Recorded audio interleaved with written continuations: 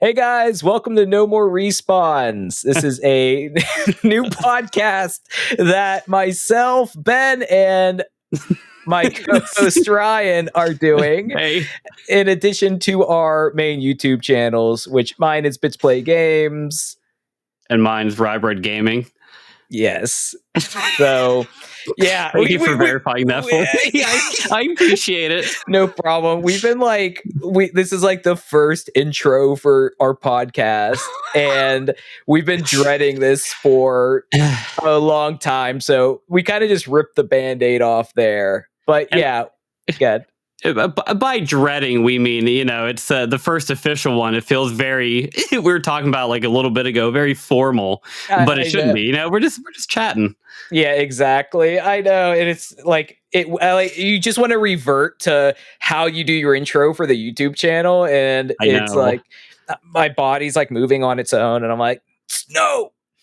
But so, do you want to talk a little bit about why we started the channel?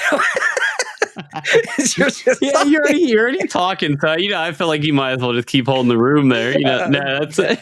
Okay, I can if you want. Yeah, go ahead. I'll chime in here. Okay. So we made the channel because, like, I basically do Nintendo type content. Ryan does like other. Ryan just exists and does like other things on his own. He just he does stuff, but no, he does like more horror content, like indie games, and he'll also do some Nintendo stuff with me as well. Yeah. So we wanted to make a podcast where we talk about basically what's new in gaming, what's going on, and just our takes on recent events and new games that we've played, and just talk about it and just talk about it. Ryan. No, that that pretty much sums it up. We just want to talk about it. Now, I mean, we're always kind of looking at like different news and new things that are coming out. I'm always scouring like itch.io, Steam for like the new like indie horror games, and we always talk about Nintendo products and what's going on that way. It's even though I like Pokemon more than you, which is kind of a shame. You know what? My sister started playing Pokemon Go again. And I was like, oh well, Ryan, I think he still does that. So I was bugging you guys for years. And now my sister's playing. I'm all in now, Ryan. Oh man. So a little bit of how we know each other. Ryan's like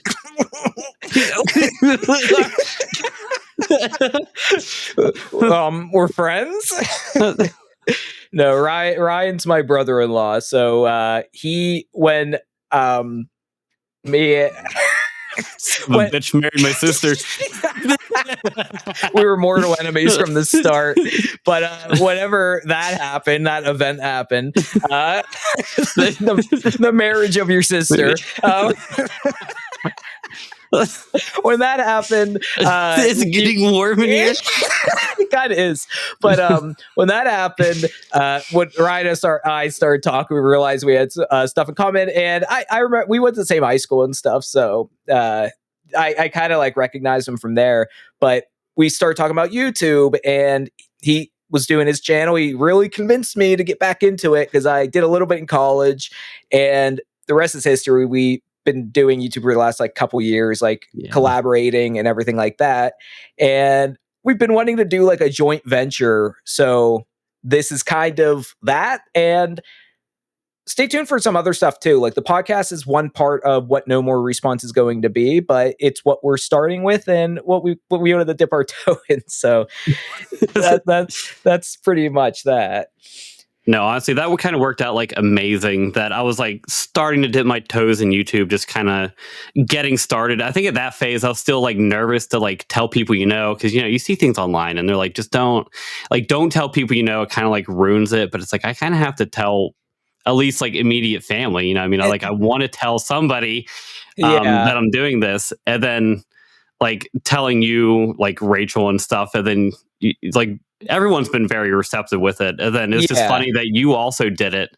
And it's just a very great like synergistic relationship where we like both were able to talk about it, gave you the motivation to like do it, and then it's just been it's just been pretty good since then. Yeah, I know. It has been like it really like when I had the channel back in college, it was me and a buddy, and it was very like one of those classic. You got really into it, and it fizzled out really quickly.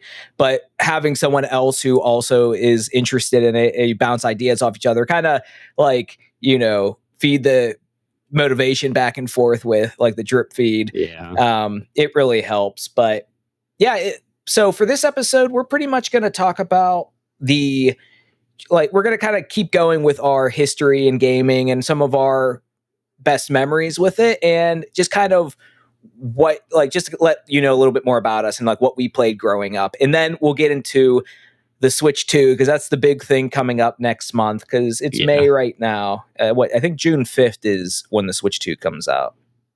Yeah, I wouldn't know what a Switch 2 is, but I've been hearing things about them. you're like, oh, you have a Switch 2? Yeah, that'd be crazy. I do also. I have ideas of a Switch 2. I don't have the actual pre-order. You have the concept of owning one. Yeah. I'm still holding out. Nothing yet, but. I mean, as Ryan has kind of alluded to, I did get a pre-order. I know. So expect an unboxing and everything like that on my channel, Bits Play Games. It's funny. I was having you and my other friend Justin just like continually like send me links like try this one. And I was it's Walmart. Oh, like here's another link, and I kept trying them. It didn't work. I'm glad you got it though. No, but I'm mad because it's like we're gonna get to this a little later, but like the launch title, the big launch title is Mario Kart World for the Switch 2. Like Bro's gonna be playing with himself. Exactly. Whoa. It's not that kind of podcast, but like they release the actual content. Yeah, they release this like great multiplayer experience, and they're like, explore the world with your self, like, but it's like it's supposed to be this great thing to do with other people, and then like nobody else I know who has a Switch was able to get a Switch 2, so I'm gonna be like just be Wario in the little cart, like going through the grass fields myself and solo play episode 42 Mario Kart World. I've reached the edge of the world. I think I'm gonna drive off. But so Nintendo did their whole lottery thing, and nobody I know who did that. I think you said you knew one person, but I didn't. I never got an invite, and I see everyone online, and I'm in that camp where it's like when you meet the qualifications, but you just still don't get it. It's just like the sad meme. That's literally my history of things. That happened with like Android products too. I'm like, I've had one ever since they came out, and then I don't get invited to any like beta programs or anything. I'm like, oh, I've had to pay the paid subscription. I've upgraded every time I've had an upgrade, and you're still gonna not give me the trial. I was a little upset with that. It's like, it's based on how long you've had the NSO account and how like having hours. And I'm like, I've had it when it was like, they had the free version, like before it was paid. Yeah. They're like, it's free for the first like 6 months. And I was even there. And then, anyway, we're doing the end of the podcast right now because we're getting heated about it. But let's get into some of our gaming history. I'll start. I started like a lot of people my age, so it's gonna like say how old I am, but like I started with the N64. I was like, but that's the thing. Like, I have two brothers. One's like 2 years older than me. One's 5 years older than me. So like, we got the N64, and I have such like, it's like a fever dream. Like, I was the age where it was like, it's just like a big blur, and it's like spinning, and you just have an N64 controller. But there's a lot with it where my brothers, they would dictate how long the turns were, because the big game was obviously Mario 64. So your turn lasted as long as you'd stay alive. And I'm like 4 or 5, like, yahoo, like jumping off the edge. And it's like 2 seconds in, like, your turn's up. And then it's like them two, and they like their turns lasted for hours because, you know, they were older. So it was, you know, I was like the little like shrimp brother, like just getting like, hey, here, go. I'd go play in like the freaking courtyard in front of the castle just so I couldn't die, and I'd still end up drowning. Oh man, but yeah, N64 was pretty much where I started, and there's a lot of, you know, watching my brothers play. Good memory was watching my brother Nick. He played Ocarina of Time, so that was probably the most fun I've ever had watching someone play a game. But yeah, more on that later. Is like that's all I really got to do with any of his games was just like watch him. But what system did you start with? I feel like mine's a little bit different. I feel like a lot of people did start with the N64. That was such a classic. For some reason mine was just Game Boy, you know, just a Game Boy with Pokemon. I remember like sitting in the drive-through of like a bank with like my version of like Pokemon, getting, you know, super excited to go home and like play it. And then that's when mom's car broke right in the drive-through. And then all the bank people had to come over and like help move the car and everything. And I'm just sitting there, you know, like holding my version of I'm pretty sure it was Pokemon Blue at the time. Just like, I can't wait to go home and play this.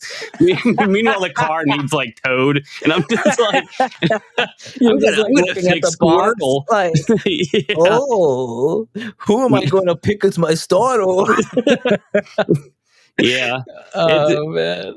Yeah, that's like the true start with it. I mean, other than that, it was like the PS1, which is I feel like a lot different. I don't know. It's with yours, the N64 Game Boy and all that. It's, I guess, a classic lineage, I suppose. Even like the Sega Dreamcast was also very popular. Yeah, your timeline makes sense because like the Game Boy, like, wait, did you have like the original Game Boy, or was it the Game Boy Color? I think it would have to be the Game Boy Color, yeah. Okay, so yeah, the Game Boy Color. That's what I started with, like handheld wise. I still remember. I didn't get into Pokemon like right away back then, but I like our whole situation with getting new games was a little bit like we had to wait till like birthday, Christmas. Like our allowance was like $5 or something, and it took a while to like save that up. It was like every 2 weeks too. It wasn't like, it was like a freaking work week. Yeah, it's like I'm like, taxes got taken out. I was left with $1.24. I'm like 6 years old, like pulling weeds around the property. I'm like I have the like Matic. I'm like digging holes in the back. But no, I remember when I got my Game Boy Color. My brother got like the cool like light blue one. I think that was like the coolest color.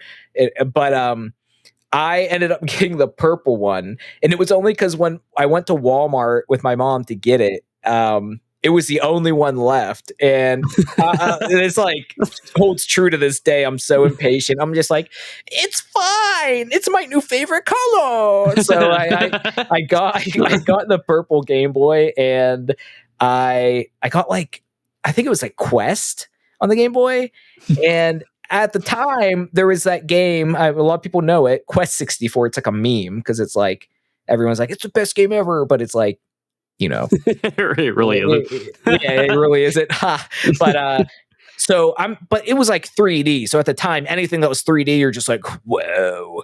But like with this, it was like a I don't even know. Like I don't want to call it even a puzzle game, but like you're on obviously a 2D screen. You're just kind of going up in this little path, avoiding the little things, and it was fun. Like it was actually a fun game, but in comparison, my brother Nick, who'll come up like with my whole freaking gaming like history, he got Link's Awakening, which was just this like marvel of a game for like being on a handheld. It just one of my favorite games of all time. And so he has this, and I'm playing like freaking Quest Game Boy, and he's like going on this epic adventure. Yeah. Yeah, I was gonna say, bro got Skyrim, and you're left with like Tetris.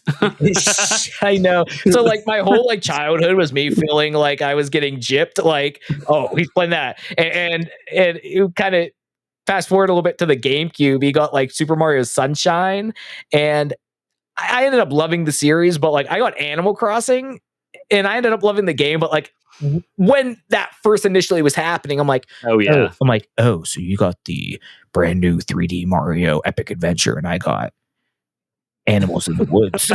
yeah. Thanks. My little character has a horn hat. I talked to a raccoon who steals all my money. I'm having a great Christmas. Oh man. But yeah, I mean, that was like the really early stuff. But leading into the whole GameCube, obviously the N64 was our first like big console. But my mom, I don't even remember the context. I was so young when this happened. But my cousin was over. He liked one of the games we had.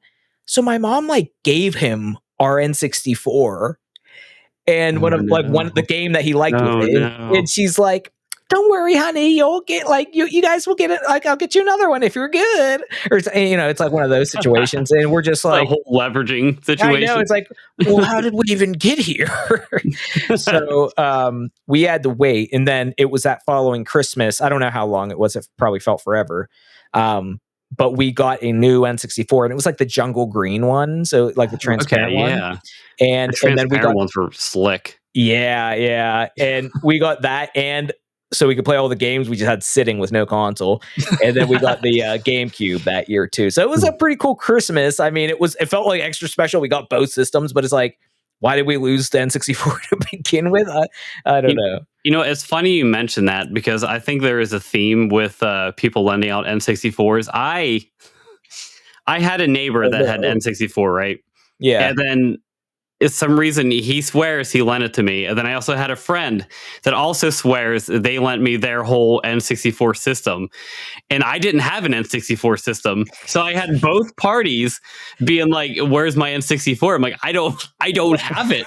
Like, I have two different groups of friends here that are saying I have their N64. I don't have it at all. Meanwhile, like Rachel just like has it in her room somewhere. Probably just like has it squirreled away under the bed. When we first started dating, like when I saw there was an N64 she had, I was like, wow, she likes games, awesome. And then it was like, it's my brother's. And then like it's funny now because it's like that probably ends up not being yours. You're like, what do you mean? I have mine here at like where I live. Like, there's a third friend that also thinks that I still have their N64, and I'm like, I don't know what I have. Oh my gosh, they're gonna come out of the woodwork like now and be like, hey, where's my N64 at? Yeah, somehow that was me from like your childhood. I now have like 5 N64s after thinking I don't have any. You're my cousin Andy. Oh my gosh. But I mean, like after the whole N64 era is like, then it kind of jumped. That's when it jumped into the next generation with like the PS2, GameCube, obviously, and then like the Xbox. But like in that weird spot before that, there was the Dreamcast, and that's what my brothers and I thought was going to be the cool next thing to get, which was. It was neat for what it was, I guess. Like the games were good.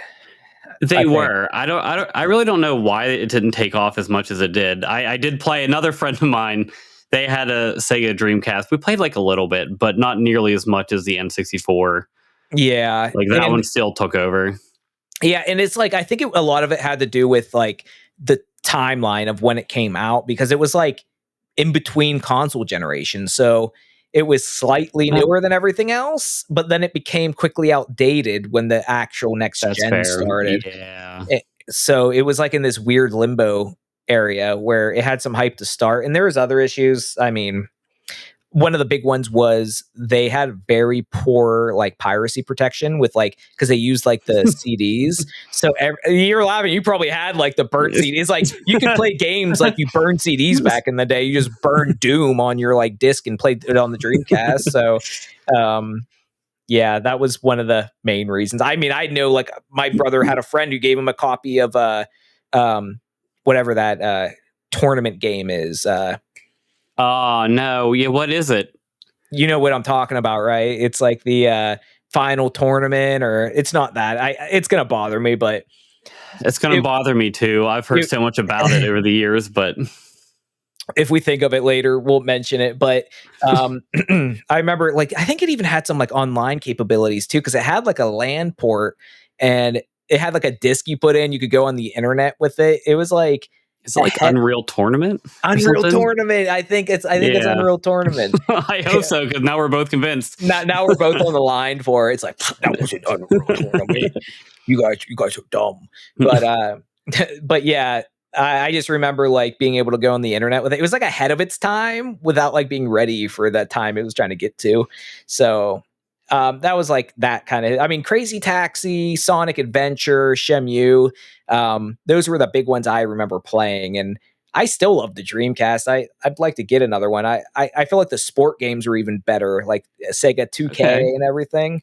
I used to take that to like my grandma's and my uncle. He's like a huge football fan. I'm like, look how real the graphics look, and he's just like, it's like the photo. Yeah, I know. It's like you're really there. Those 16 pixels look great, Ben. I know, but it had a good presentation. I'm not going to keep fluffing the Dreamcast, but I mean, what? And then like that's that leading into that generation. How soon after the Xbox came out did like that whole thing happen with you getting one? If you want to talk about that. Oh, with like the whole like contest thing. Yeah. It's I think I had the PS1 for a while, and during that time, like Pepsi had a contest on like the carton, and it was like, you know, I can't remember, like write a letter to us, and you could win an Xbox.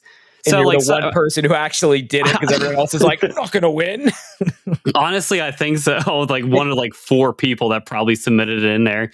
But yeah, no, we randomly did it. I don't know how I would have thought of that, or if it was like mom or someone, you know, just like encouraging me to do it. Didn't think anything of it. It was like 8 months later or over a year later.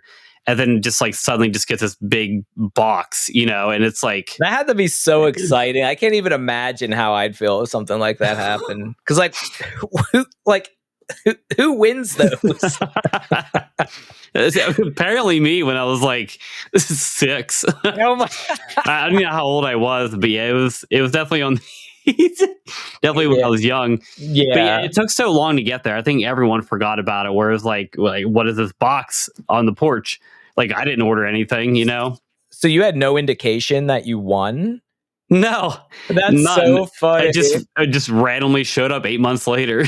They're like, "Oh crap, we didn't give this to the actual winner. Just send it to this kid." unless they did get a letter, but you know, me being illiterate at that time, but you know, or your mom read it and was like, "Yeah, just like threw it in the trash." Yeah. Like, I'm trying to get my social security number. Are you? Oh my gosh! But that's awesome. I don't have a contest winning story, unfortunately. I think it's like the one and only time. Yeah. Oh my gosh. But like kind of in that whole like the GameCube and all like we could have a whole like episode on that whole generation in itself. But I mean, I love the GameCube. We'll kind of get into that a little bit too, because they have the virtual console or the GameCube classics coming to the Switch too.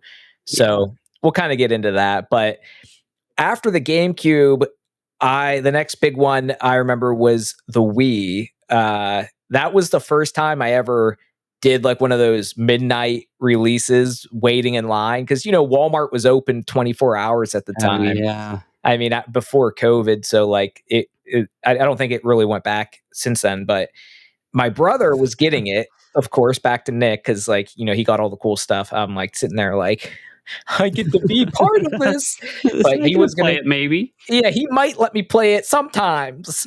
But we went to Walmart and we like in the garden section. It was kind of near the photo area where that's where you'd eventually get it. But where they told us to wait was the garden section. It was me, my brother Nick, and one of his friends, and we like got set up these camping chairs, and we were just playing on our DSs at the time, and it was like Animal Crossing on the DS, and we sat there for like 12 hours. We got there at like Oh, 11 a.m. or something until midnight that night. So, but it was so fun because we just like sat there like bullcrap like about stuff, played the DS. Then we'd like take Yeah, turns that's a holding. good. Yeah, we took turns like holding the spot in line, and then like one of us would just go buy chips or something in Walmart.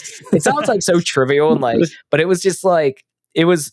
It left a good impression because it was just Yeah, like, it's a good experience. and they actually did a pretty good job in Walmart. Like when it got a little closer, they like handed tickets to the people they saw like holding in like or in line. So then you could kind of be a little bit less stressed where you're like, okay, no matter what happens, like I'm this spot in line. Yeah. But I remember him getting it, and Twilight Princess was so anticipated at that point that like all the E3 trailers and everything. And I remember him getting that and the Wii, and I'm like in the corner, like, oh, that looks cool. But that was really fun. Didn't you guys eventually got a Wii at some point, didn't you? I'm gonna cough now. Hold on. Dude, I was like waiting for a moment so I could like clear my throat. I felt it. Oh no. All right, I'm good. You good? Yeah, I'm good. Yeah, I was coughing too. Again. I think the Wii was pretty much like a Christmas gift for us. Yeah. But that was like another solid console. Like you couldn't beat it. GameCube's like phenomenal. I can't remember when we even got that, to be quite honest. It was GameCube. Yeah, you had the purple one. Yeah, it had to be after the Xbox, but I don't know when. Yeah. It's just funny because like so much of your like old stuff's just like at our house. Like I'm like, I look at all these old Wii games you guys had. I'm like, oh, they had this, and I'm like, I'll play it. But I own your childhood, Ryan. You're like, actually, let's just go see what you have. Yeah, I know. Let me pull this out of the shelf here. But no, the Wii was great. Like I remember one time school was let out early because there was a power outage. You might have still been going when that. Do you remember that when the power went out and we like only had like half a day? I feel like it probably went out multiple times during my time there. That's true. I only remember I remember like one time it's like they're like, well, we can't have lunches. The kids have to go home. Then at other times they're like, who cares? And like we had to stay. Yeah. But yeah. What did you do for the other half of the day? Well, I actually was able to go home with my buddy, and then we played Mario Kart Wii at his house. And his like mom had like such a nice house, and it was just like I was just like, oh yeah, like it was such a good memory. We were just playing online because you could play online. That was one of the first. That and Mario Kart DS were like the first online Mario Kart. Oh yeah, I guess it was. So I didn't even think about that. Yeah, that's what I remember like playing with that. But I mean, there's so like. It's kind of a blur after that because there was a 3DS, which that was cool, but that's kind of like maybe a little bit before the Wii. I don't remember exactly when, maybe it was a little after. I was getting more into like PC stuff, and I'm sure like I know you played this as well, but what that part of my life, probably like early high school, was just completely filled with World of Warcraft. We have our notes there, and just seeing like WoW. I also have WoW listed. It was it was a big part of mine too. Yeah. I remember like coming home and just like running to play it. I'm like listening to Breaking Benjamin as I'm like playing World of Warcraft. You're like for hours. Yeah, I don't need homework. I just need to level up my elf. That was one of the games I binged the most out of any game. The most all-nighters I've had. Yeah, and like I mean. If you've seen my channel, it's if you've watched either of our channels, I don't think it was on yours, but like, Dom, just mine and just only mine. Yeah, don't look at Ryan's. But Dom, I grew up with Dom, and he and I played World of Warcraft a lot, and my friend Justin, we did as well. And we had this weird dynamic where like it was always like, hey, don't play if I'm not on with this character. It's like, okay, bro, I won't do that. And then like the other That person was isn't pretty on, good. and then you just like grind to get ahead of the other person. Oh no. So then they get on and like you're like level 35 and they're like still level 20. You're like, I remember when I was young. I only completed one quest. What are you talking about? I know. swear. And It's I not went my to the fault. It market to was sell stuff. it wasn't my fault. Like a super high level group asked me to join their party. Like, what do you want me to do? Say no? Oh man. I mean, I like back in the day, even though World of Warcraft was like such a huge game, you could run it on a lot of like computers. Like not everyone, but it you didn't need a super powerful one. Because I remember I was able to install it on my grandma's computer, and all she did was like solitaire, and it didn't run quite as well as And mine. download like browser extensions. Yeah, it was like the view distance and everything was like down the whole way, but it was playable. But I remember doing that, and that was like the first time I started actually like adding modifications to my computer. The first thing I did was add like a really like dinky like graphics card in my like pre-built computer. So it was like Yeah. jerry rigged in there, like crooked, and it's like, yes, I can like increase the settings to high and not even ultra. It's just but that's kind of what got me started with like actually like starting to like build my PCs kind of moving forward. I do love them PCs. Oh, I know. They're your favorite. So when did you start like modifying your PCs? Like last year? Nah, I'm trying to think how I even got involved in it. I think I had like a couple friends that were like talking about tinkering with it and stuff like that, and then I would like look stuff up. Yeah, I don't know, because I don't think I got a pre-built one.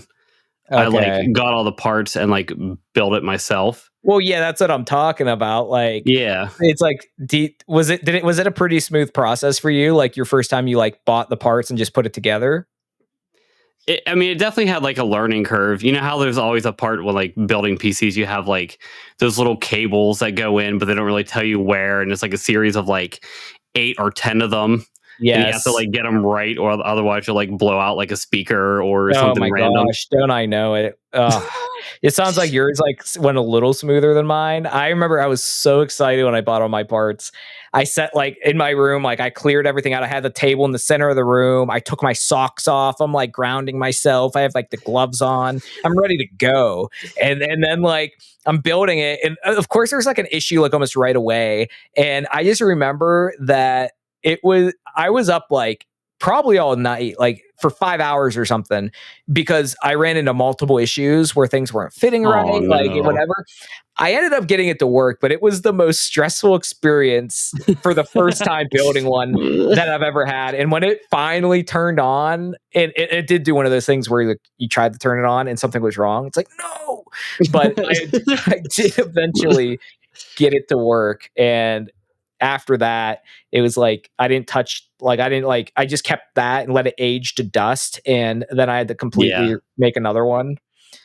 Do you remember like when you're like installing Windows, it would be like disk 1 of like 382 disks, and Oh then my you would just sit there and have to like wait for it. Then every 10 minutes, put like a new CD in, and oh then my 10 minutes yeah. later, like a new CD in. Oh, and you're just watching it. You're like, I hope this works. Oh my god. Or then Yeah, it's like your PC is like it's not booting. You had to have it on the right thing to boot, and then it's like it wanted it to boot before it could boot, yeah. and it was just like, why do you make this so difficult? Boot before it could boot from the boot. I know. It's like, why aren't you booting? You need it. You need Windows to be able to boot Windows. Like, I mean, that's pretty much how it felt. My Oh my gosh.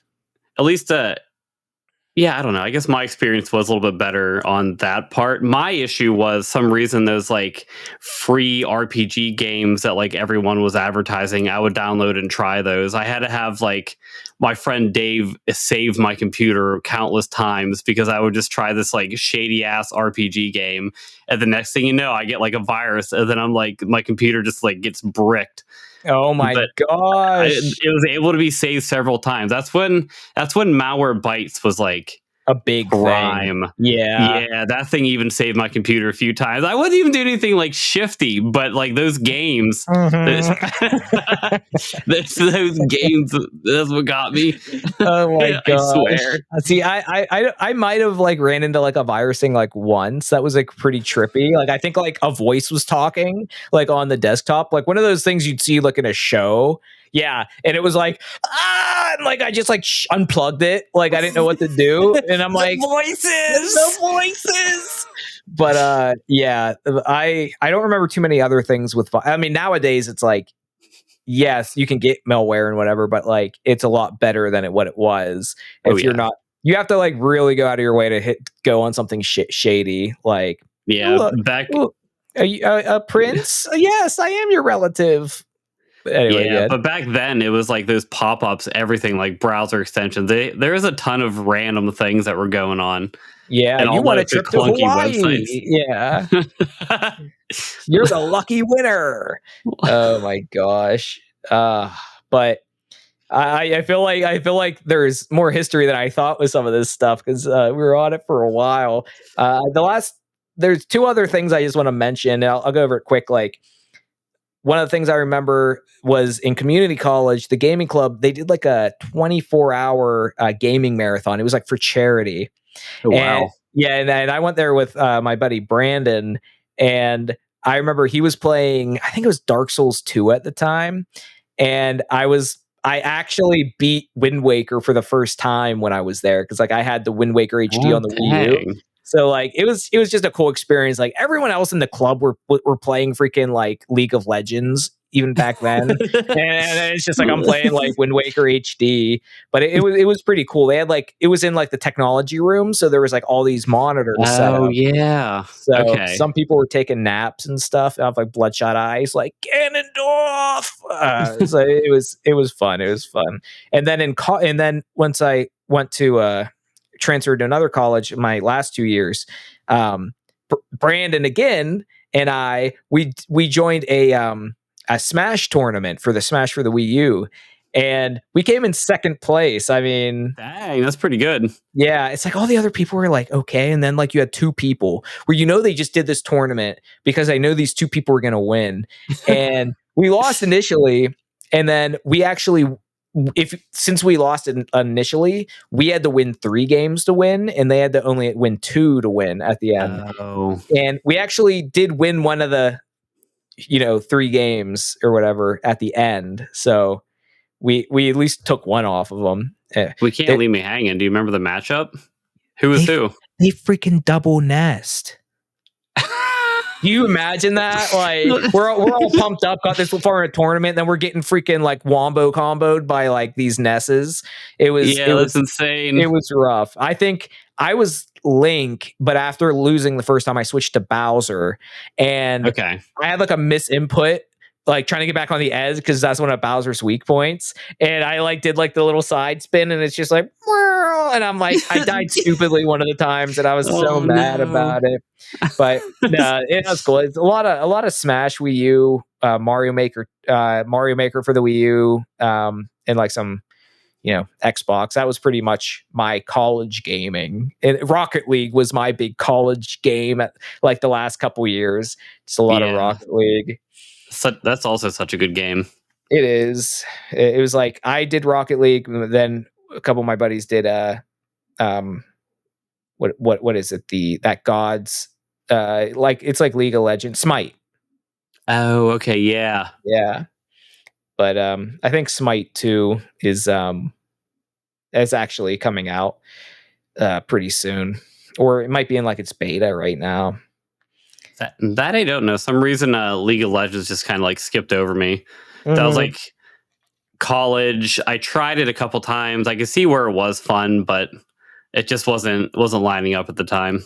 It's made for like the competitive audience, and like I'm competitive, but like I don't know. I looked at different that league.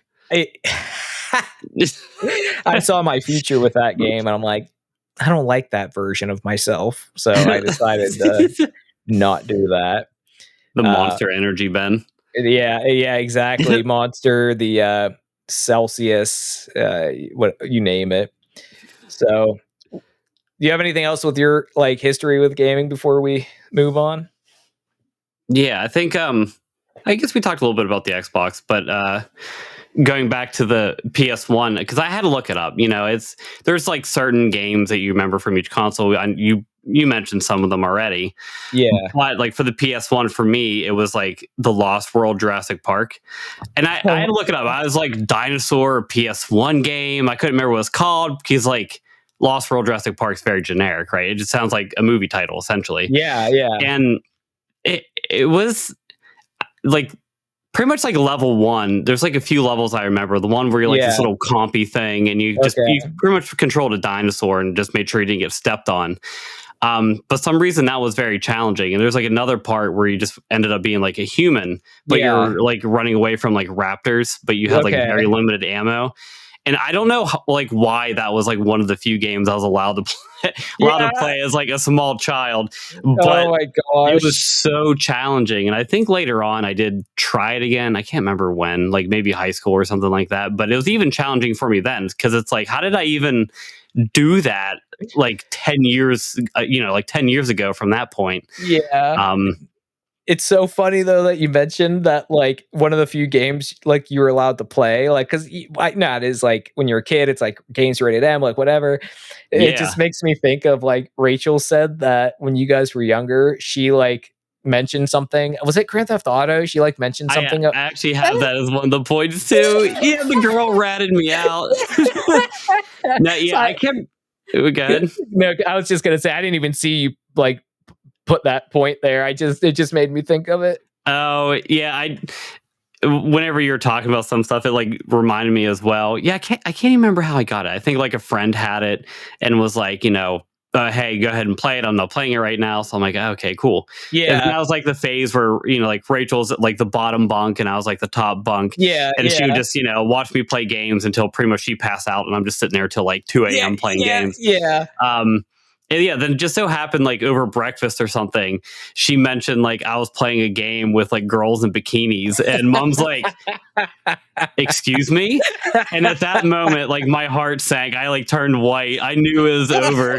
I didn't want to make her feel bad or anything, but like I just like sheltered in, and that was the last I saw of it. It was just Oh gone. my gosh. I just I know like where you feel like your heart's in your throat. You're like, like yeah, I know the feeling. Yeah. It's like that. That's not really the point of the game, but I guess I guess you're not wrong, but I guess you're not wrong. They're I there. wasn't even looking.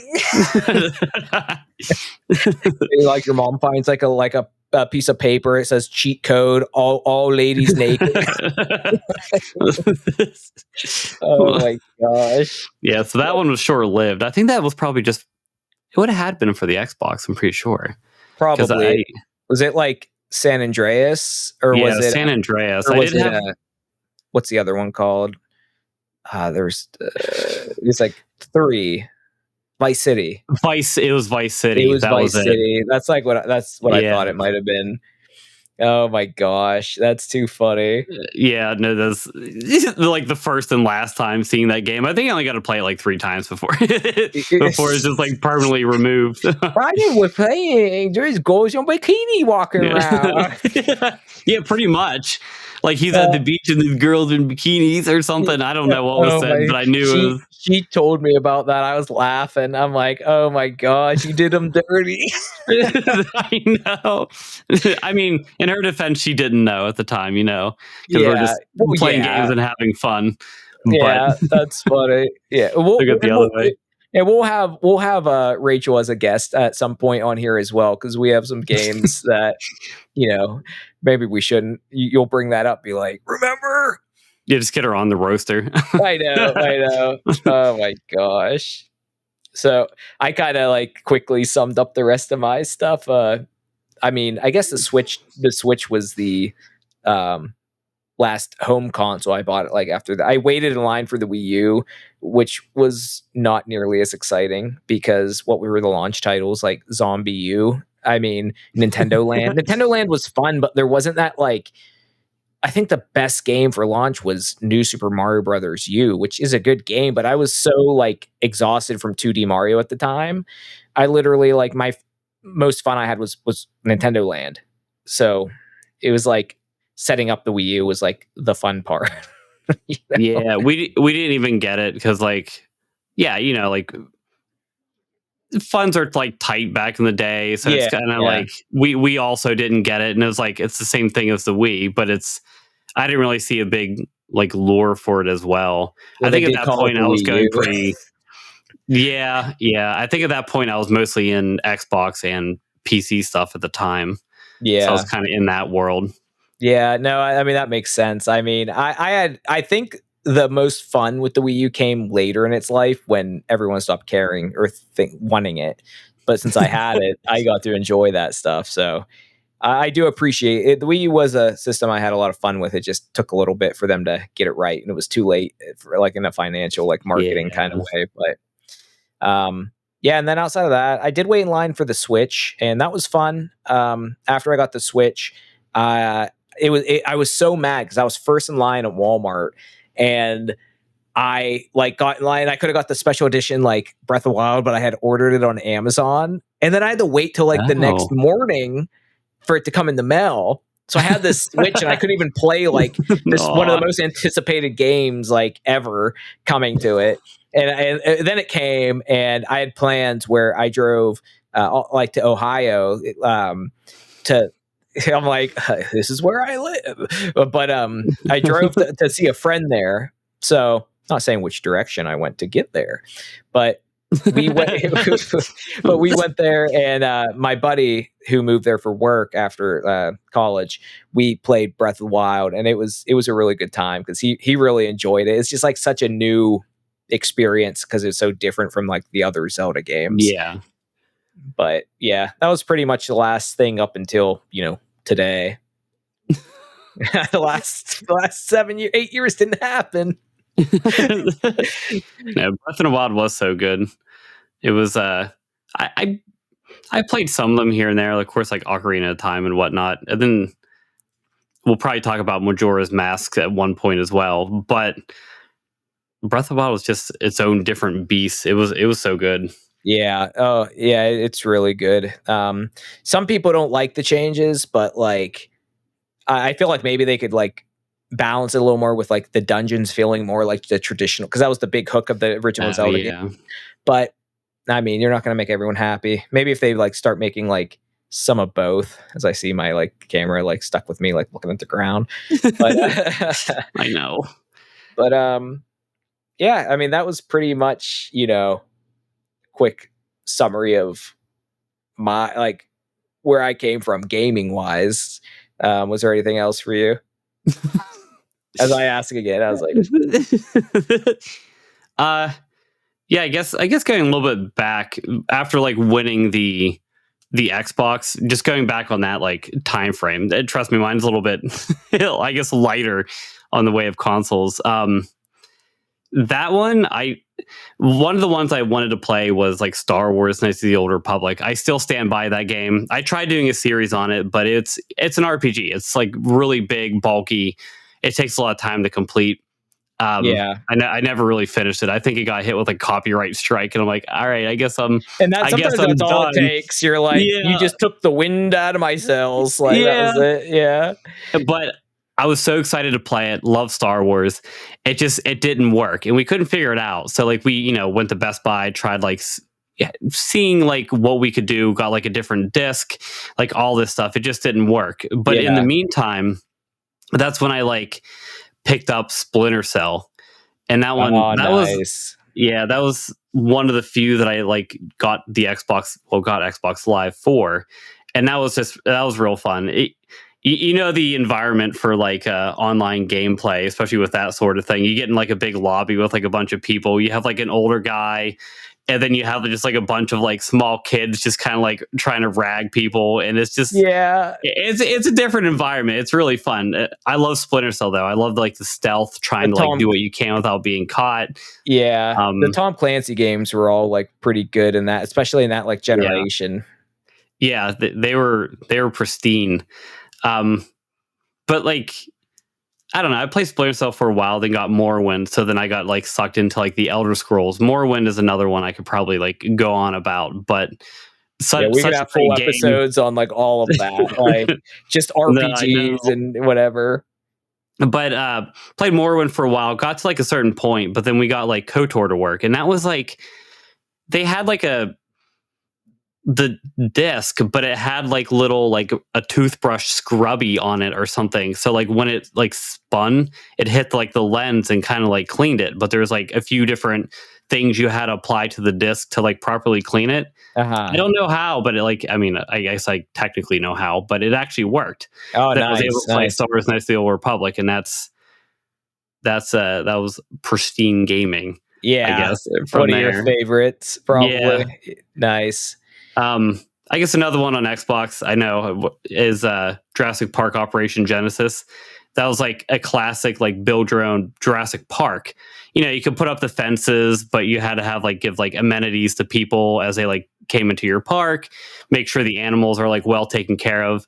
It's just funny though, because you know you have all this high security like things to keep all the dinosaurs in, and you'll have like one or two like guests be like, "This park's boring." Yeah. So you know what you do? You just open a gate and then just have like a triceratops walking through, and they're all running away. It's like, are you not entertained? Is this not what you wanted? Like, this is exactly what you wanted, to see the dinosaurs. Oh my gosh. But that game was pretty legit. Honestly, I think you might have it, or maybe you gave it back to me. I don't know. It's been so long. Maybe it was in that like collection I gave you that I found. Maybe. But like, oh, good. I was gonna move on. Were you gonna like talk about the? Well, I just wanted to bring up real quick that like you because you brought up Jurassic Park again. When you brought it up for the PlayStation, I wanted to make the point that like it's funny that you remember that, because I feel like a lot of people remember that, because in that game that came with the PS5, it's like Astro's Playroom, and it's like their little like 3D platformer like mascot. Or whatever, and that the whole game's about like nostalgia with like old PlayStation stuff. Like you collect old like PS2s and like have this whole like collection of things you could go to, and it shows off the like features of the PS5 controller.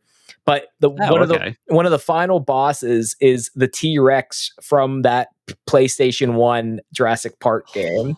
Which it made me think of it, because it's just like, I guess it's an iconic boss that like a lot of people remember, and I like, meanwhile, like I never played it, and I'm just still like, oh, like it was pretty cool though. That's actually really neat. Yeah, it was, and it was like all pixelated, like the polygons and everything, so it like looked like how it looked, so it was pretty cool. Yeah, I did not know that. That is actually really neat. Oh man! But as you were trying to do a little bit ago, we should probably move on to what we've been playing. Okay. What? I'm almost done with mine. Oh no, good. The line. I pretty much after Xbox, it kind of like stuck with that line. I think pretty much got to 360. I was able to get like a used PS2 from someone. Didn't really play it too much. I think I played like Kingdom Hearts. Only and then didn't really play much on it. That's a good one though to play. It was actually pretty fun, but after that it's just kind of like stuck around with PC gaming. You're right, with like World of Warcraft. Oh my gosh, I can't say it. Wow, I can't say wow. Just say wow. Just wow. Yeah. You know, like playing that, you know, I mentioned earlier getting a ton of viruses from all these other like free quote unquote free RPGs. It's probably like, so you just won a whole bunch of gold for World of Warcraft. Hey kid, you want to download some games? Yeah, I want to play some games. Yeah. Oh my god. But yeah, that's pretty much it. You know, like I can't remember if there's anything like strong I was playing on like the PC back then. I remember playing CSGO on Steam though, and then that's how I got like my first Steam account and got into that. I lost that first original account. That's gone. I feel like that's the case for a lot of people's first accounts. I lost my first Xbox account, like the Xbox really? Live. Yeah. I don't want to talk about it. But that's kind of like sums it up. after winning that Xbox, I kind of got sucked into that, the whole Microsoft versus like Sony, like that battle that they had for like ages. I just stuck with Xbox at that point because I already had one. I was used to the button layout, enjoyed the games. It just went that way. Yeah, and they had a good like online infrastructure. Like I always enjoyed the 360 was like peak with like their UI and the Xbox Live. Really good.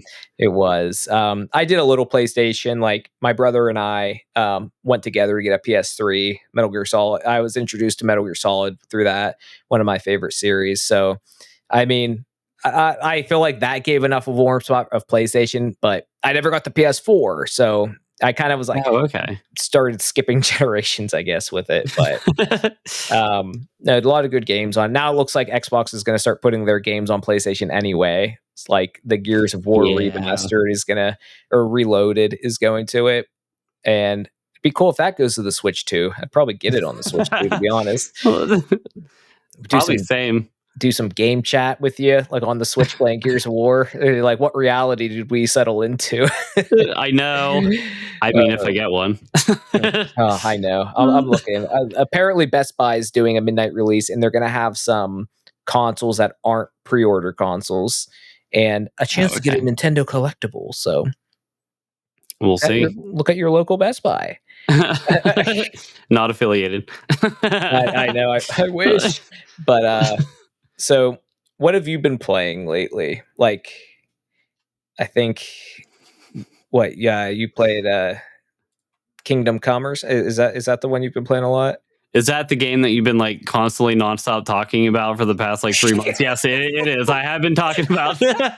You're like, you very well know that's the game, man. Don't act like you're like thinking like, is it Kingdom Come something? Deliverance sword? That medieval thing that you're playing? Yeah, that one I'm still like head over heels on there. After beating the second one, people online were like, the first one's great for story building. So nice. I guess I'm kind of nearly done with the main story. I'll probably like wrap up a few of the DLC and like side quests. But it's definitely a phenomenal game. I like 100% recommend it. I love it. I have been looking at like deals, but like every deal I see is like for the deluxe thing where it's like, no, on sale, 20%, not $85, it's $72. And I'm like, that's still a lot. So I'm kind of waiting till I see like the standard on sale for like, 30 or something. Maybe 40. The amount you built it up, I feel like I would drop 40 on it. I think the first one may be on sale. I think my buddy just picked it up because it was like the DLC, everything's included. And I think it might have been like 14 or 15. Yeah. Definitely worth it for that price. I'm always a sucker for a sale too. So yeah, same. I'm trying to think. Other than that, I've been playing like Baldur's Gate still. Yep. Now I'm playing Brotato, and then I have some of like the indie horror games that I'm playing. I just finished Order 13. I'm looking to play Schedule 1. And didn't they just have an update for the a little bit like the Baldur's Gate? Yeah, their last major update, I think. Yeah, Lyrian Studios had their last like patch 8 release for it, and it came with like a ton of like new subclasses, a lot of like dialogue, patch fixes, the whole works. But I'm pretty excited about it. It has a lot of new features for them, saying that they're only releasing like a small. Well, at first it was a small patch, and then people were like, "Wait a minute, there's like, 12 new subclasses. We don't do DLC. It's boring." Yeah, I mean, I kind of respect it because then they don't like do the whole like DLC like package bundling the seasons. It's just milking that like cash cow. They're just like new game. So no, unlike Wizards probably gonna do, but yeah, I know. Oh man, but what about you? What have you been playing? Funny you should ask. I mean, one of the biggest new games that have come out is Expedition 33. And wow, I did not see that coming. I know. So it's Claire Obscure Expedition 33, and I had no idea about this game. And this thing it's like a turn-based RPG, and it's like French like developers, like it's like an FRPG, like whatever you want to call it, but like but it is amazing. The story is just epic. The music is amazing. The voice acting's great. One of the main characters, like what Charlie Cox, the guy who voiced Daredevil on the Disney Daredevil and Netflix Daredevil, it's like, where the hell did this game come from? Like, It just came out of the woodworks with all these like major people and like there's like 30 beautiful graphics. There's like 30 people on the team. Like, how did you make this like blockbuster game of the year contender? I don't know. There's a lot of like hype, and it's like I like looked at the Metacritic. It was like 92, 97 user score. I was like, I'm a person. There's something People are saying it's good. I'm a people. So I tried it, and yeah, I'm like near the end right now. So I'm trying to like, my Game Pass ends tomorrow, so I might have to just renew the Game Pass for like a month so I can finish it. I'm doing this instead of beating it like on the last day of my Game Pass. So no, it's funny that you mentioned the games that come out of like nowhere, because that's how like Kingdom Come was with me, at least the second one. I didn't hear anything about it at all. Like, didn't see trailers, previews, nothing. And then all of a sudden, like a couple days before release, I saw stuff on like Slick Deals and Reddit, and both like controversial parties were like, this game is going to be like great. I have high hopes for it. Yeah. It's going to be like phenomenal. I'm like, okay, you have these critics that are like looking forward to the game. Maybe I'll buy it. Yeah. And I was glad I did. Yeah. And, go ahead. No, I was disagreeing with you. Oh, okay. I mean, but not only that, but like we both, I haven't played it quite yet because I'm trying to beat, the first Kingdom Come, but like Oblivion Remastered, that's like another game that just like popped out of nowhere. It's like, here you go. And like took everyone by storm. I know. Yeah. I mean, I downloaded it, and I watched Rachel just like walk in circles near these like goblin things to get her stealth to 100. So that's hilarious. It was wearing on me pretty quick. It was like, she's like, my stealth is at 40. She's like, oh, it went up again. I'm like, it's like literally an hour. I'm like, maybe let's cap it at 45. I went 100. I'm like, so I have to get back to it. But I think Expedition 33 really like took me away from it. I want to get back to Oblivion because I never played it the whole way through. Very little of it on the original like 360 and everything. So I feel bad. Like everyone else has all this nostalgia. Like, I remember this. Look at the new model, and I'm like, oh, I've always wanted to play this. Now it looks really pretty. Now I'll play it. So. No, that was like one of my games. I love playing that. I have so many hours in there. Oh, nice. I don't know what made me think of it, but it's just funny whenever people are like, oh, look how they improve the graphics. I've been seeing things on like Reddit where people are like looking at how like dummy thick the flame Arcanauch is. And it's like you're not wrong, but like damn. And like the Spider Queen. I don't know. That game was very unique in how they leveled. I hear they fixed it a little bit, but I was afraid to get past a certain level because then like the Oblivion gates just became insane with the enemies. Oh my god! At the time, I was like, no, I'm fine at level 2 with like 100 sneak. I'm good. Yeah, I'm not gonna go to bed and rest. Jeez. Oh my gosh. I mean, yeah, they're doing a lot of remasters lately, but one of the other games that is like I think it won Game of the Year when it came out was Elden Ring. I mean, you've played some of that. I mean, that never heard of it. What is it? That very obscure game, Elden Ring. No, I started going back to that because my brother Nick he got it on the Xbox, and then I started game sharing with my sister so I can play it on the Xbox because I have it. I got it originally on the PS5, so. That's kind of like, I was playing that for a while, and then Oblivion came out. I'm like, oh, I'm playing this. And I played it for like a couple days. And then I found out about like Expedition 33. And then that was just it. Like I moved completely to Expedition 33. But then Night Rain is coming out this month, which is at like, I was just going to talk about that. Yeah. Yeah. Well, go ahead. No, that was it. I was just going to bring it up. Oh, yeah.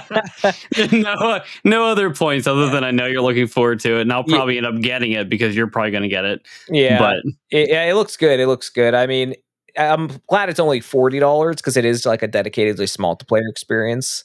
But I'm excited for that too. But yeah, that's pretty much all I've been playing. I mean, lately, I mean, looking forward wise, that's kind of what we kind of started doing anyway. So Night It Rain is. and obviously everything for the Switch 2. We'll kind of get into that, but Mario Kart World, Metroid Prime 4, Donkey Kong, and then I mean that's pretty much it. Like the GameCube games, like there's nothing like super big other than I guess Mario Kart World that I'm like really looking forward to. How about you? I was gonna say, like, I thinking of the question, I tried looking stuff up on, like, what games are coming out, like what I don't know, what am I looking forward to? And there are a ton of games coming out, don't get me wrong, but it's just like I wasn't really finding much of anything really. Yeah. Besides like what I had on the list. Like I'm super excited for like Pokemon Z to A. And of course, Yeah. like Mario Kart World, that's another one. I mean, for like non AAA games, that sort of thing, I'm always looking forward to like a new indie horror game to play. Like that stuff I'm always excited about, always like on the hunt. But yeah, other than the indie horror games, Pokemon Z to A, Mario Kart, we'll see what happens. Again, Oblivion took us by surprise. Kingdom Come also took me by surprise. Brotato is an old game, but also took me by surprise. And I was like, I'm addicted to that now. Yeah. Yeah. It's just like a bullet hell game, but it's so fun for no reason. Oh, I've found games like that where it's just like you have no idea why you're so enamored with it, and you're just like, there it goes. And that's one of the reasons I can't speak about yours as much, but like for my like YouTube channel, it's like there's been very little updates lately, and it's like there's just so many of these games like Oblivion, Elden Ring, and Expedition 33 that it's just like I'm so into right now that like I'm like I have free time, and that's kind of where it's going. No excuses other than that. I mean, you gotta like also space out the time to just enjoy the game, like enjoy Exactly. gaming. They're not small games either. Like Oblivion's huge, yeah. like Expedition's huge, Kingdom Come's huge, like all these huge hitters, and it's like I have maybe like 4 to 6 hours a week to maybe spare time, possibly if I like cram it in, Exactly. And it's like I'm here playing like heavy hitter RPGs, and I'm trying to play them all, but it's a lot. Yeah, for sure. Oh my gosh. Yeah, that's a problem how like big these games are that we've been into, but I feel like I mean we're making time for this, and I'm like I don't even know what to start with my channel. Like, should I continue a series like that I haven't played forever? It's just like decision paralysis over here. But I mean that's a good segue to our channels, isn't it? I guess not knowing what to play. I guess so. So yeah, our YouTube channels, if you want to check them out. Mine is Bits Play Games, and yours is Rybird Gaming. Yeah, so we have a lot of content together in addition to kind of what we talked about before. I'm more Nintendo-esque kind of games, and you're like the way I said it, the complete opposite side, like the scary games, indie scary games. Yeah, but we do have a lot of collaboration, like videos. Like I've done scary games with Ryan, and Ryan has done like Mario Party with me. We've done like GoldenEye on the N64 online, which is fun. Paper Mario, a forever non-ending series, because we just never finished it. Yeah, one day. We got a good bit of episodes with it, but we did Paper Mario, and we have a good bit of other ones. We've had a series, Pick or Will, where we like pick games for the other to play, so that was fun. We haven't touched that in a while. I know it might be nice to continue with it, but we were like, we don't know yet, but that might be a type of thing we might do on this channel where it's more like eventful kind of, videos that aren't just like, oh, we're just doing this playthrough. It'd be something more along the lines of that. Maybe. I'm not making any promises. We'll still figure it out. You're like, Ryan, you're along the lines. You're like, you didn't talk to me about this. Shut up. This was never discussed in any of our plans. Yeah, that. But yeah, I mean, that's pretty much it, though. I mean, if you want to check out some gameplay playthrough videos, and we also do some discussion videos on our respective topics and everything. Yeah, it's pretty exciting to like get together to create NMR together, because we've talked about it historically too. Been like, dang, if the stars aligned back in the day, we could have just made like a joint channel and just like continued from there. Like, who knows what would have happened, what we would have been become, what we became. Yeah. But like now we have our own separate paths. We have, we both have our good paths, Nintendo, like spooky games, and good that we have like a good common middle ground that we're able to like permanently collab. Like, what did you get when you combine Nintendo and spooky? NMR. yeah. That's it. That's the dream right there. That's it. That's no more respawns right there.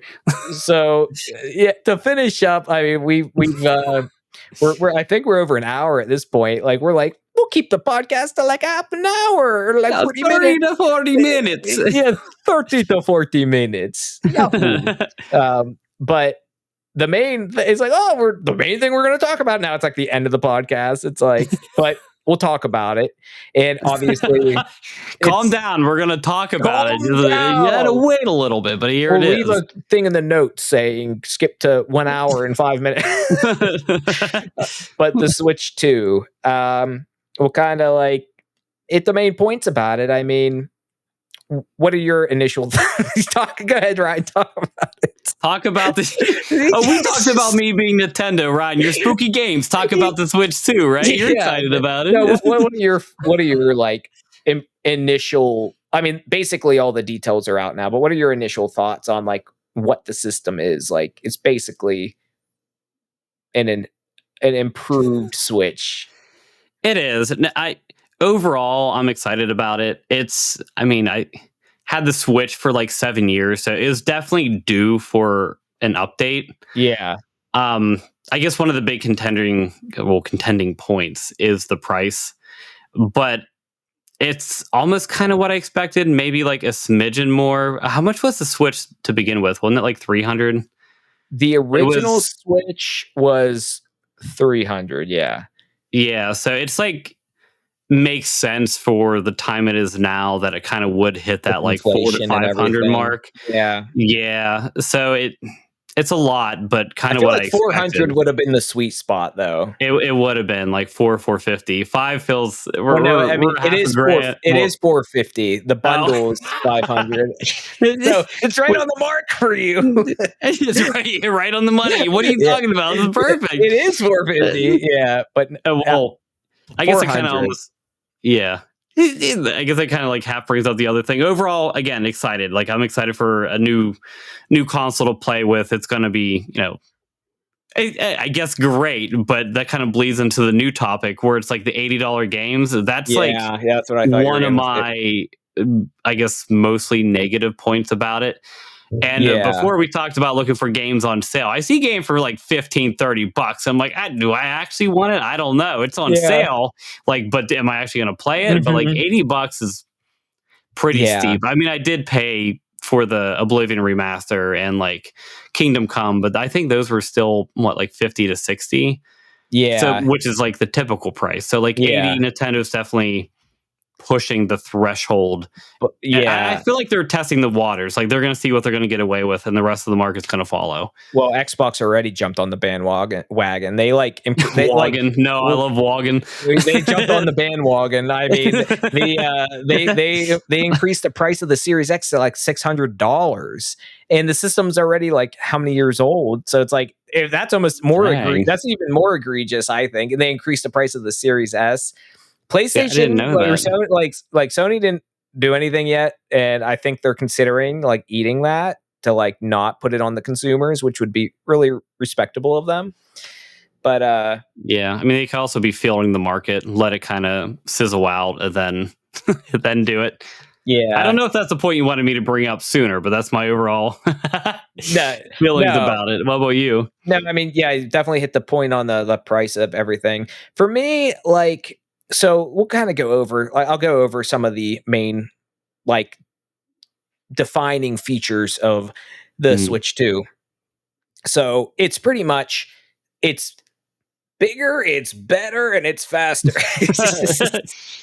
But really, though, yeah, but really, it though, will be. it is a bigger screen. A big point online people are making is like not an OLED screen. It's like the Switch OLED. Now everything has to be OLED. But from initial impressions from people that actually went to these events where they have the Switch 2, are saying the Switch looks great because it has HDR. The screen and handheld can do 120 hertz, which is going to be like that already. Like the 120 hertz, That's pretty good. HDR, and the screen's 1080p instead of 720p. So all those together, I feel like the screen's just, it looks, just from the videos, it just looks really good. So Yeah. I'm excited for, that part of it. The Joy-Cons are bigger, which was another thing. Like when you have the Joy-Cons now sideways, it's like, I don't have the biggest hands, but it's still like you're like playing like this. It does. Now they're bigger, and they're pretty substantially like bigger. So I feel like it's going to be a lot more comfortable holding it like that. And they're magnetic. Like, I mean, that's the biggest thing for me. I'm going to quote you on that click noise. Yeah. It can do 4K output in the dock. Also 120 hertz if your TV can do 120 hertz, like in the dock. So that's cool.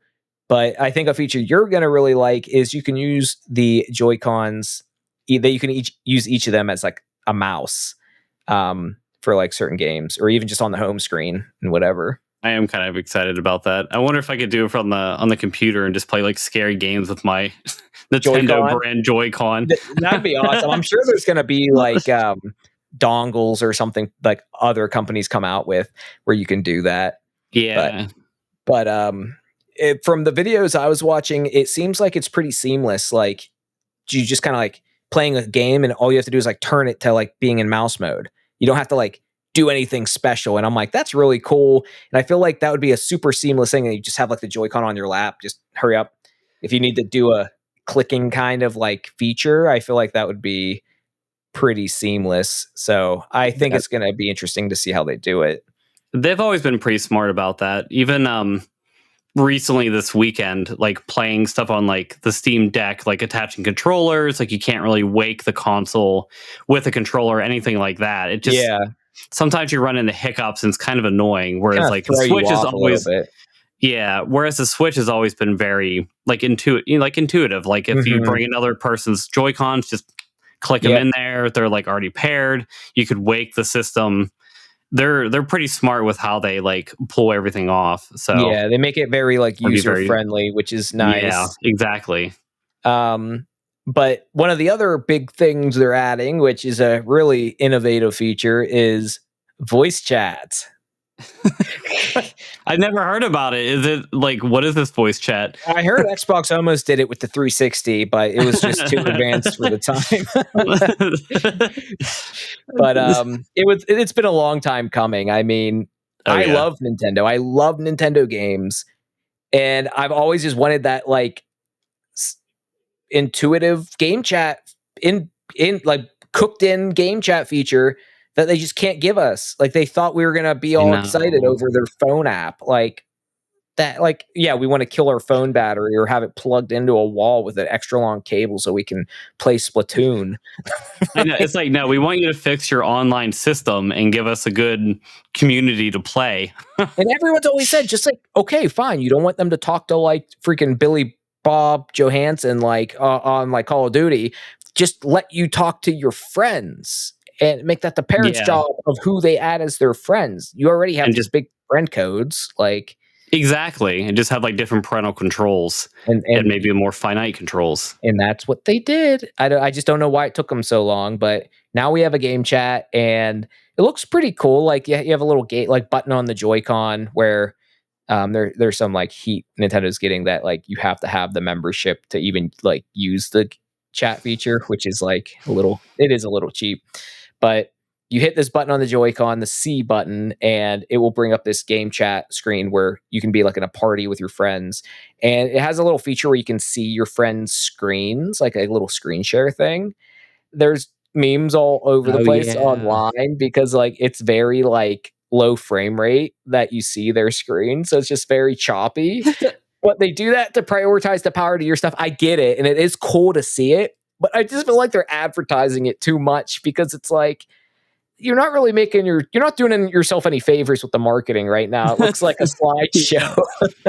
I still like that you can though. I mean, that's cool. Yeah, no, I do like that as well. Like being able to see all the friends at the bottom, kind of like what they're playing in the background. But yeah, no, Yeah. I did see that ad where it's like just like PowerPoint. It's like, all right, I hear them talking. Next slide. Oh my gosh. And that kind of goes into the next point is like something they're adding is a thing where it's like game share. Do you remember like the download play on the DS where one person could have the game and then like if someone else had a DS, like they could like download the section of the multiplayer or whatever for that game. Yes. Okay. Yeah. So it's kind of like that, but not quite.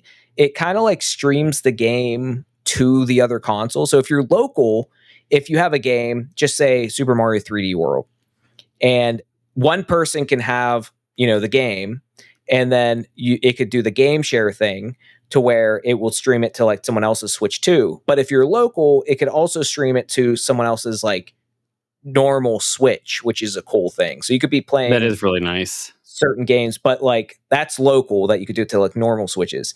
Now, not local, like you and I, if we both have a Switch too. Sorry, Ron, I keep bringing up how yeah. But if and when we both have a Switch too, if there's a game that has game share, we could do it through the game chat feature on the Switch too. So you could still game if the game like lets you game share, we could do it that way. So I think that's really cool. I'm interested to like try that out and see if there's like nifty latency issues or anything like that. But yeah. It would be cool to try out. And they also have with the game chat and everything, they have a built-in mic like on the system, which I think's cool. It's like they advertise it like it's really good. You can have it in your dock and it will pick you up fine. Has AI like, noise canceling things. And I'm like, I mean, seems pretty good for being like a mic. I'm just like, let us plug in our own mic. And it seems like it lets you do that or use your own headset because the Pro controller has like a headset jack. So, okay. Is the mic on the like actual Switch itself, or is it kind of like it would have to be, right? It's on and the not actual like Switch attached to the itself. dock. Yeah, yeah, it's on the Switch itself. I was gonna say, I'm surprised it's not like on the controller or something like that. Well, it would be cool if it was on the Joy-Con, but I guess if it's on one Joy-Con, it can't be on both Joy-Cons. And what if you're just using one? Yeah. But I hope like they have a feature when you do like the recordings. I doubt Nintendo would do this, but I really like PlayStation or Sony for PlayStation 5. They do this where if you do like one of those 30-second clips, you can have it to where the mic, because the PS5 controller has a mic on it. So you can have it to where it like captures the audio of whatever was happening through the mic when you do this clip. So it makes the clip so much more immersive because like you just hear Rachel and I like yelling like, why did you do that? Like and everything. And we didn't know this was going to be recorded until after we hit the button, but it recorded the last 30 seconds. So it captured the audio. So it's just very like raw, like it's not scripted or anything. So it's always cool to watch those clips. When on the Xbox, it's just like silent, just the clip. So I hope Nintendo has like a feature where you could use the mic for those clips, but I don't know if they will. I feel like that's something they wouldn't do. I don't think I'm wrong. I guess we'll see. That. Yeah. And they also have like a USB-C mic USB-C port on the top of the system, which is like, it kind of lets you charge it from the top when you're playing in handheld, which is cool. But also you could, when it's in the dock, that's how they have that new like USB-C webcam, because now they're doing that like face chat thing. So, but it can be, there's a lot of opportunities for that. And some people are like, I think like a third party company is doing like a little like mini camera that goes on the top so you can get your face when you're in handheld mode. So like it's just, there's going to be a lot of cool feature, things people develop for it.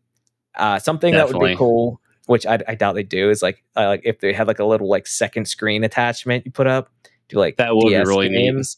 I feel like it'd be clunky, but I'd love it. Play like some DS games and stuff. I mean, it would work because USB-C is a pretty useful port. So Yeah, I mean it is. So hopefully we'll see some stuff like that, and I'll probably hopefully I think it lets you use your own webcam too. So if it's USB-C, so that's pretty cool.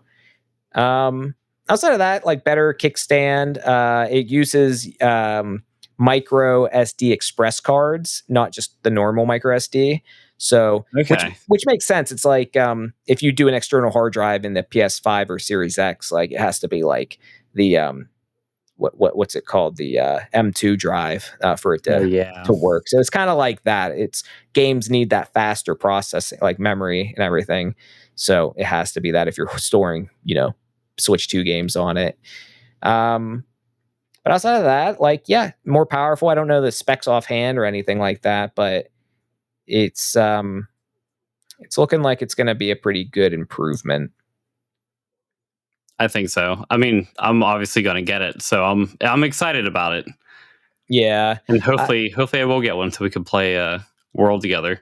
I know. And speaking of World, um, it looks like it's going to be a pretty good launch title that I'm going to be playing alone. I mean, I feel like we could do like a whole like video or whole thing. I mean, I've done a whole video on World, but like it's pretty much open world Mario Kart. Like all the tracks are connected. There can be 24 racers now instead of like 12, so that's a big thing. They have That's really neat. a ton of characters. You could be the cow, you could be the penguin. Yeah, so they're adding a ton of characters. There's a very limited battle mode, which is kind of disappointing. I think it's just like coin runners and balloon battle. So Oh, okay. they're kind of neglecting that, which kind of sucks. But I feel like there's so much put into this like open world, and now they have like a new like battle royale mode. It's called Knockout Tour, where Oh, you have to be in a certain place by certain checkpoints or you're eliminated. So I think huh. that's a cool new mode that like adds a little spin on the races, a little bit more to lose like as you go. That is pretty neat. Yeah, it's like a what is it, the transcontinental like race where it's like you start on different points of like the continent and there's different routes like to take. Like sometimes you start on this point to get to that point, and it has like, and then each different route you go through multiple different cups. So it adds a lot of variety for each Huh. one. So I think that's a pretty cool one to do, and they kind of brought back mission mode in the there's a free roam thing where you just go around this big open world, and there's these like blue switches you hit, which kind of activates a challenge to do, which is kind of how they're doing mission mode. So that's pretty cool, and there's like Okay. over 100 of those. So I'm glad they brought that back. I'm just trying not to look at too much stuff because I want it to be as fresh as possible, but Yeah. also I want to know. All that does sound really neat. Yeah. But we kind of talked about earlier about the GameCube, and they're bringing the GameCube classics to the like as like an NSO app. So unfortunately, it's only sorry, Ryan. It's only for if you have a Switch 2, but it's not increasing the price of the expansion pack. So it's kind of like a give and take there. It's kind of cheap, but also like, okay, at least you didn't raise the price. Yeah. I mean, they have like the N64 and like Game Boy emulators on the NSO, so I'm not really surprised either, you know? Yeah. But I mean, that's going to be really cool though. What GameCube games are you hoping they add to that? I always loved the 007 Nightfire. That was always a good classic. Yeah, I always liked what the heck is it? There's Nightfire, and then there was oh my gosh, I can't even think of the name now. It's the oh my gosh, why can't I think of that name? It's there's Nightfire and oh no, Nightfire, because the other one's what the world is not enough or something. I can't I'm think not of it. There was two like main um first person ones that came out on that generation. I'm not too sure on that one. I think I just like stuck with Nightfire. I don't know. Like, they're obviously going to have like a controlled release of games. I'm not sure what else they're going to be putting on there.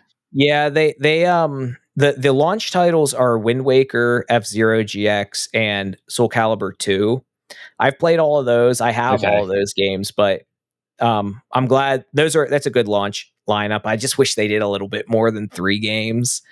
Yeah, I mean, I love Wind Waker, so that'd be a good one to revisit. Yeah, and then just like the other consoles they added to it, they're increasing the resolution, restore points, and actually they're adding button remapping, which is something people have been asking for the longest Oh, time. nice. And if you play like the N64 on the Switch 2, you can button remap. I think for that, I think I was reading that as well. So I think the button remapping is exclusive for the Switch 2 for some reason, for no reason. Oh. But yeah, like I know, but that's the thing. And if the game back in the day, like widescreen was becoming a big thing.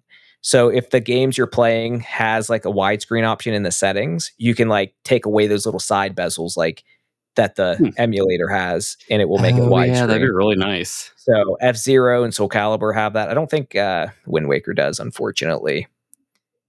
But yeah, I was able to get that GameCube Classic controller that went up for pre-order the other day. It was like you could only get it through invites for the first like week, but then yesterday, which was like May 13th, it was free to any member. Not free to any, but like you're able to like try to get a pre-purchase of it.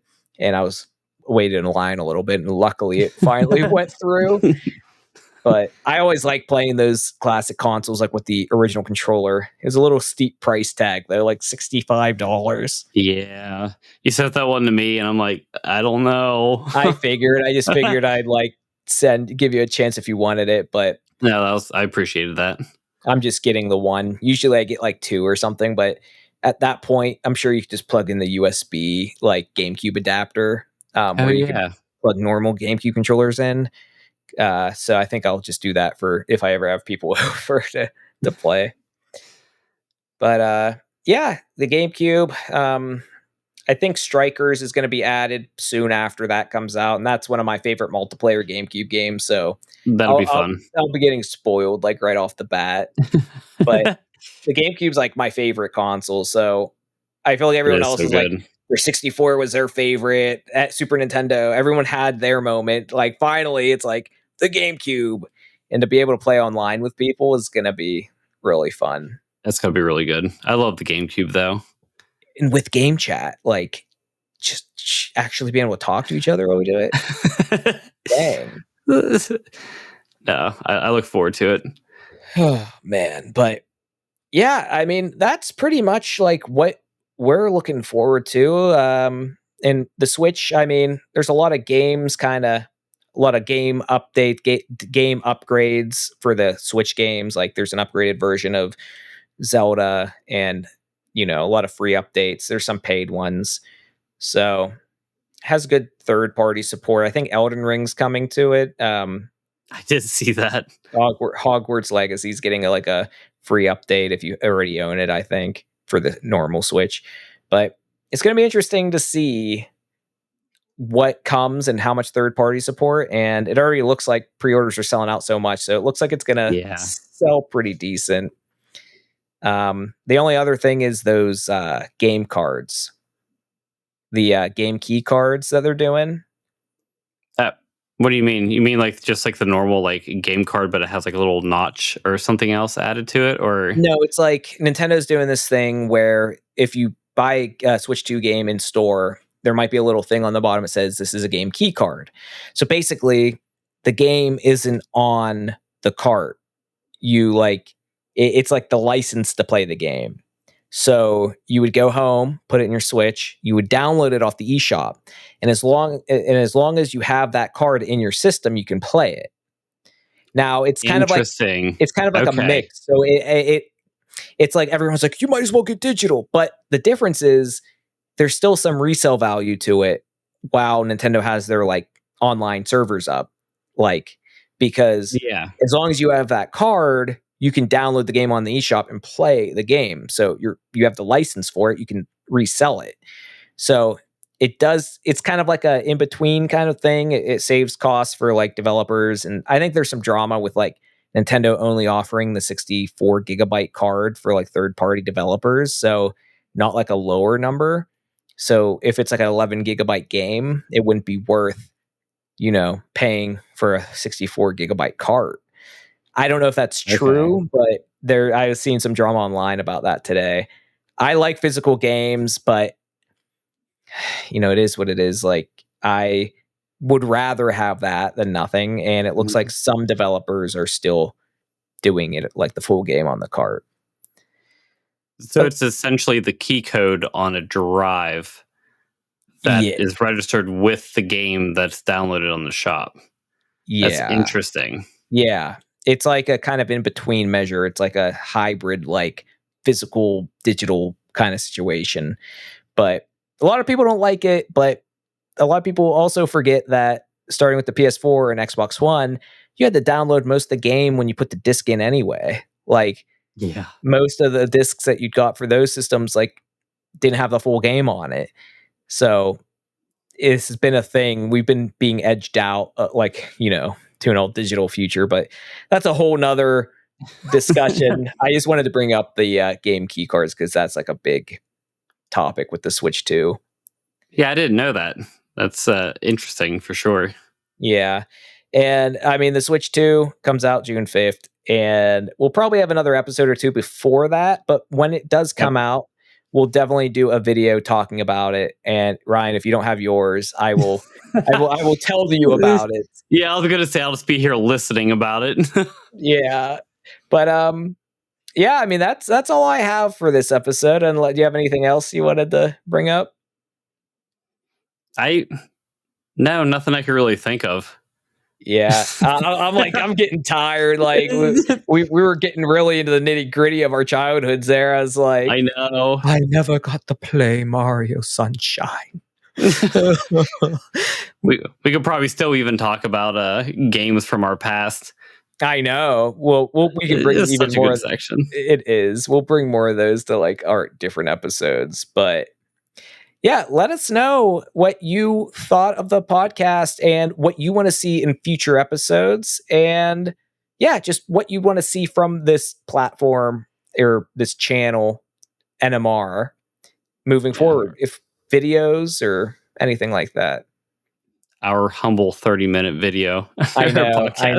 It could be both. You get to listen to it as a podcast or watch us talk as well. It'll be offered as both. Exactly. So, had fun, Ryan? I had fun. It was definitely good to be able to like chat together. Oh, for sure.